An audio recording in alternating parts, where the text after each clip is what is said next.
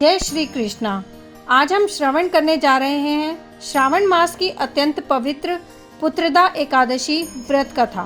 अत्यंत पवित्र पुत्रदा एकादशी इस बार आ रही है 5 अगस्त 2025 मंगलवार के दिन।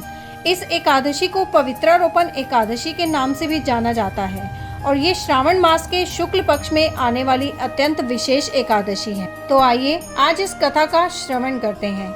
आइए आरंभ करते हैं। महाराज युधिष्ठिर ने पूछा, हे भगवान, आपने सफला एकादशी का महात्म्य बताकर बड़ी कृपा की।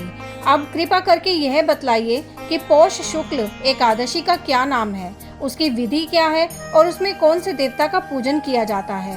भक्त वत्सल भगवान श्री कृष्ण बोले, हे राजन, इस एकादशी का नाम पुत्रदा एकादशी है। इसमें भी नारायण भगवान की पूजा की जाती है। इस चर और अचर संसार में पुत्रदा एकादशी के व्रत के समान दूसरा कोई व्रत नहीं है। इसके पुण्य से मनुष्य तपस्वी, विद्वान और लक्ष्मीवान होता है। इसकी मैं एक कथा कहता हूँ, सो तुम ध्यान पूर्वक सुनो। भद्रावती नामक नगरी में सुकेतुमान नाम एक राजा राज्य करता था। उसके कोई पुत्र नहीं था। उसकी स्त्री का नाम शव्या था। वह निपुत्री होने के कारण सदैव चिंतित रहा करती थी। राजा के पितृ भी रो रो कर पिंड लिया करते थे और सोचा करते थे कि इसके बाद हमको कौन पिंड देगा। राजा को भाई, बांधव, धन, हाथी, घोड़े, राज्य और मंत्री, इन सब में से किसी से भी संतोष नहीं होता था। वह सदैव यही विचार करता था कि मेरे मरने के बाद मुझको कौन पिंडदान करेगा। बिना पुत्र के पितरों तथा देवताओं का ऋण मैं कैसे चुका सकूंगा। जिस घर में पुत्र ना हो उस घर में सदैव अंधेरा ही रहता है।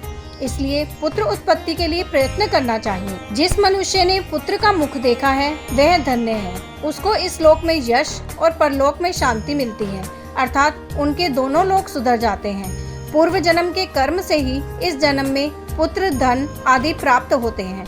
राजा इसी प्रकार रात दिन चिंता में लगा रहता था। एक समय तो राजा ने अपने शरीर को त्याग देने का निश्चय किया, परंतु आत्मघात को महान पाप समझकर उसने ऐसा नहीं किया। एक दिन राजा ऐसा ही विचार करता हुआ अपने घोड़े पर चढ़कर वन को चल दिया और पक्षियों और वृक्षों को देखने लगा। उसने देखा कि वन में मृग, बाघ, सुअर, सिंह, बंदर, सर्प आदि सब भ्रमण कर रहे हैं। हाथी अपने बच्चों और हथिनियों के बीच घूम रहा है। इस वन में कहीं तो गीदड़ अपने कर्कश स्वर में बोल रहे हैं, कहीं उल्लू ध्वनि कर रहे हैं। वन के दृश्यों को देखकर राजा सोच विचार में लग गया। इसी प्रकार आधा दिन बीत गया। वह सोचने लगा कि मैंने कई यज्ञ किए, ब्राह्मणों को स्वादिष्ट भोजन से तृप्त किया, फिर भी मुझको दुख प्राप्त हुआ, क्यों? राजा प्यास के मारे अत्यंत दुखी हो गया और पानी की तलाश में इधर उधर फिरने लगा। थोड़ी दूर पर जाकर राजा ने एक सरोवर को देखा। उस सरोवर में कमल खिले थे तथा सारस, हंस, मगरमच्छ आदि विहार कर रहे थे। उस सरोवर के चारों तरफ मुनियों के आश्रम बने हुए थे। उसी समय राजा के दाहिने अंग फड़कने लगे। राजा शुभ शगुन समझकर घोड़े से उतरकर मुनियों को दंडवत प्रणाम करके बैठ गया। राजा को देखकर मुनियों ने कहा, हे राजन, हम तुमसे अत्यंत प्रसन्न हैं। तुम्हारी क्या इच्छा है सो कहो। राजा ने कहा, महाराज, आप कौन हैं और किस लिए यहाँ आए हैं, कृपा करके बताइए। मुनि कहने लगे कि हे राजन, आज संतान देने वाली पुत्रदा एकादशी है। हम लोग विश्वदेव हैं और इस सरोवर में स्नान करने के लिए आए हैं। यह सुनकर राजा कहने लगा कि महाराज, मेरे भी कोई संतान नहीं है। यदि आप मुझ पर प्रसन्न हैं तो एक पुत्र का वरदान दीजिए। मुनि बोले, हे राजन, आज पुत्रदा एकादशी है, आप अवश्य ही इसका व्रत करें। भगवान की कृपा से अवश्य ही आपके घर में पुत्र होगा। मुनि के वचनों को सुनकर राजा ने उसी दिन एकादशी का व्रत किया और द्वादशी को उसका पारण किया। इसके पश्चात मुनियों को प्रणाम करके महल में वापस आ गया। कुछ समय बीतने के बाद रानी ने गर्भ धारण किया और 9 महीने के पश्चात उनके एक पुत्र हुआ। वह राजकुमार अत्यंत शूरवीर, यशस्वी और प्रजापालक हुआ। श्री कृष्ण बोले, हे राजन, पुत्र की प्राप्ति के लिए पुत्रदा एकादशी का व्रत करना चाहिए।